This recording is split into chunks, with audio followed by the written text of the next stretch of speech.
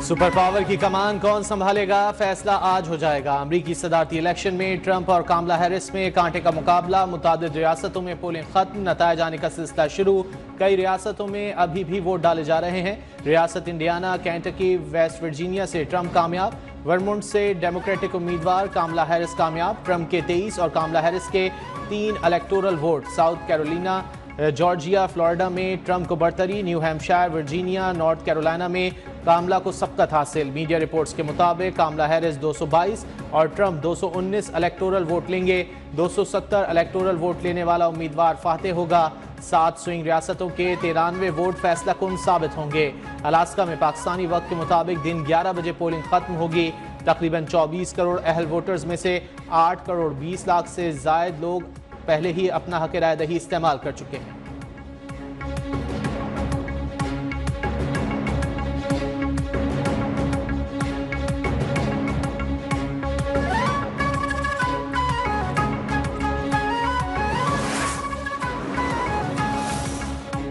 अमरीकी इंतखाबात में वोटर्स आज ऐवान नुमाइंदगान के 435 अरकान और 34 सेनेटर्स को भी मुंतखब करेंगे। 11 रियासतों में गवर्नर्स का इंतखाब भी आज होगा। ऐवान नुमाइंदगान पर कंट्रोल के लिए 218 सीट्स दरकार हैं। इस वक्त सेनेट में रिपब्लिकन अरकान की तादाद 38 और डेमोक्रेट्स 28 हैं।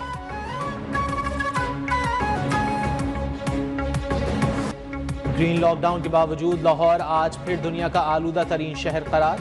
आइंदा 3 रोज में सूरत हाल मजीद बिगड़ने का अंदेशा। अमरीकी मौसमियाती इदारे ने खबरदार कर दिया, लाहौर का आलूदगी इंडेक्स 700 हो सकता है। अमरीकी इदारे के मुताबिक भारतीय स्मॉग से लाहौर मुतासिर है। महकमा माहौलियात ने स्मॉग वॉर रूम कायम कर दिया।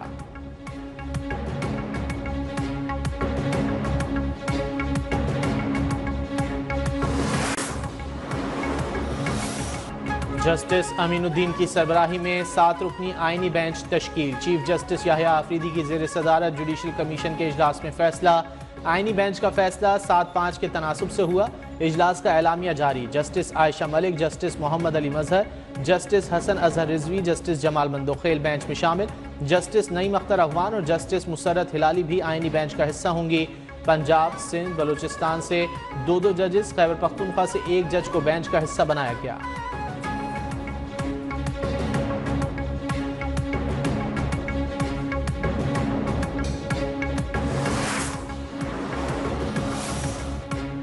सुप्रीम कोर्ट के 2 सीनियर जजेस का 26वीं आईनी तरमीम का केस इसी हफ्ते फुल कोर्ट में लगाने का मुतालबा। जस्टिस मंसूर अली शाह और जस्टिस मुनीब अख्तर का चीफ जस्टिस याहिया आफरीदी को खत लिखा। 31 अक्टूबर को कमेटी मीटिंग में केस फुल कोर्ट में लगाने और 4 नवंबर को समाअत का फैसला किया गया था।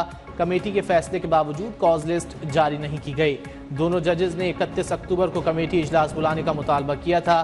चीफ जस्टिस के इजलास ना बुलाने पर दोनों ने खुद इजलास बुला लिया था।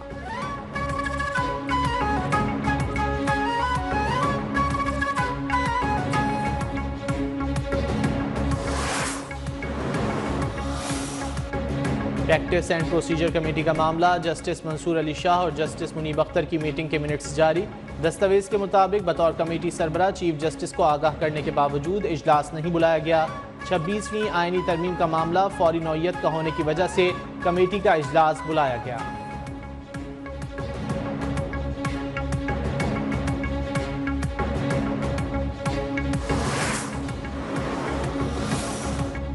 ये तासुर गलत है कि फ़र्द वाहिद के लिए कानून साजी की गई। कानून साजी कानून के मुताबिक ही की गई। वज़ीर दिफा ख्वाजा आसिफ ने वाज़ेह कर दिया। कहा, सर्विसेज चीफ्स की मुद्दत मुलाजमत 5 साल की गई। वज़ीर आज़म का ओहदा 5 साल के लिए है। असम्बली भी 5 साल के लिए होती है। नवंबर भी आ चुका। कयास आराइयाँ दम तोड़ गईं। बानी PTI को सियासतदान नहीं मानता। मैं समझता हूँ अली अमीन गंडापुर समेत PTI ने कुछ रवैया बदला है। बुशरा बीबी भी इस रवैये के नतीजे में बाहर आई हैं।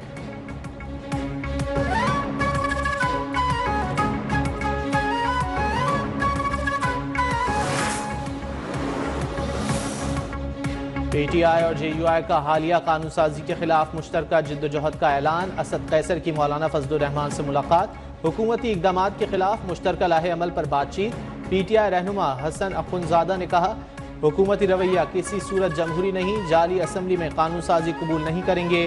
तर्जुमान JUI असलम गौरी बोले, हुकूमत ने 26वीं आईनी तरमीम और आइन से गद्दारी की।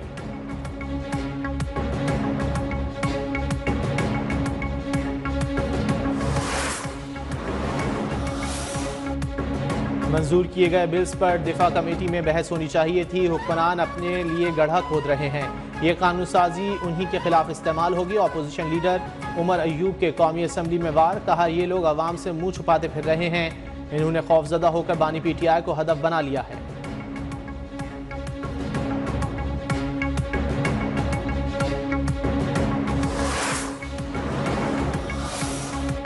वज़ीर आज़म शहबाज शरीफ का माशी सूरत हाल पर इजहार इत्मीनान। वफाकी काबीना से खिताब में कहा पॉलिसी रेट कम होना मईशत के लिए अच्छा साबित होगा। माशी सूरत हाल बेहतर होने से रोजगार के मौके पैदा होंगे। दौरा सऊदी अरब इंतहाई कामयाब रहा। मादनियात, सोलर एनर्जी, IT शोबों में सऊदी अरब की गहरी दिलचस्पी है। इस्लामाबाद में तकरीब से खिताब में बोले आज हमने 2 मंसूबों का संग बुनियाद रखा है। जो मंसूबे 6 माह में मुकम्मल होते थे अब 3 माह में मुकम्मल होंगे।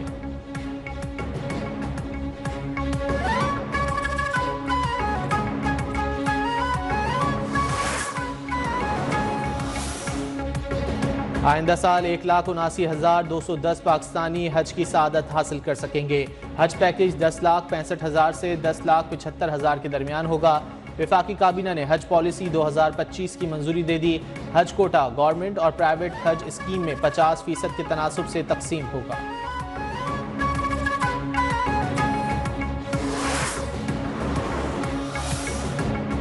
26वीं आईनी तरमीम के खिलाफ एक और दरख्वास्त सुप्रीम कोर्ट में दायर। डायरी नंबर भी अलॉट, मौक़िफ़ इख्तियार किया। तरमीम आइन के बुनियादी ढांचे से मुतसादिम है। अदलिया की आज़ादी को सल्ब करने का इख्तियार पार्लियामान के पास भी नहीं।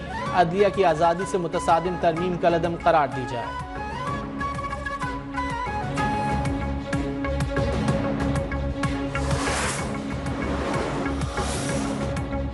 पंजाब भर में शहरियों को घर बनाने के लिए 60 करोड़ रुपए मौसूल। अपनी छत अपना घर प्रोग्राम में 850 से ज़ायद दरख्वास्त गुजारों को पहली किस्त की अदायगी। वज़ीर आला मरियम नवाज की दरख्वास्त गुजारों को मुबारकबाद। कहा पहली किस्त अकाउंट में मुंतकिल हो चुकी। शहरी अपने घर की तामीर का आगाज कर सकते हैं।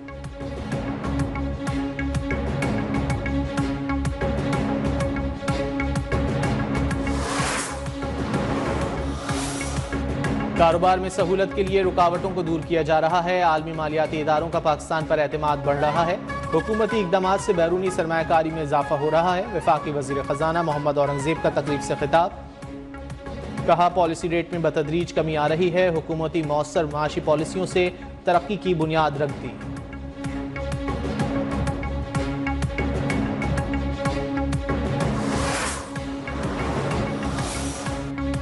कराची वालों को बिजली का एक और झटका। नेपरा ने कराची के लिए बिजली 40 पैसे फी यूनिट मजीद महंगी कर दी। इजाफा अगस्त 2024 की माहाना एडजस्टमेंट कीमत में किया गया कि इलेक्ट्रिक सार्फिन से इजाफी वसूलियाँ जनवरी 2025 के बिल्स में की जाएंगी।